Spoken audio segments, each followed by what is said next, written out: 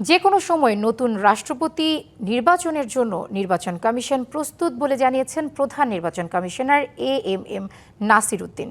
বলেন, দিনক্ষণ ঠিক হয়নি, তবে ভোটার তালিকা চাওয়া হয়েছে সংসদ সচিবালয়ের কাছে। নতুন রাষ্ট্রপতি নির্বাচনের তফসিল ঘোষণা নিয়ে জাতীয় সংসদ ভবনে ভারপ্রাপ্ত স্পিকার কায়সার কামালের সঙ্গে বৈঠক থেকে বেরিয়ে এ কথা বলেন তিনি। জানান, রাষ্ট্রপতি নির্বাচন নিয়ে প্রাথমিক আলোচনা হয়েছে।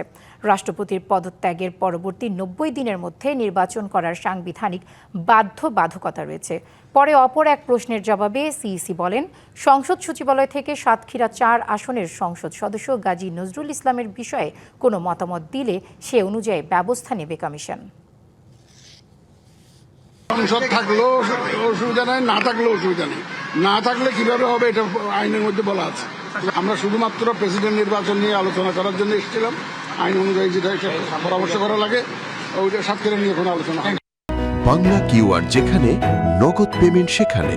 সারা দেশে 10 লাখেরও বেশি মার্চেন্টে নগদে পেমেন্ট করুন খুব সহজে।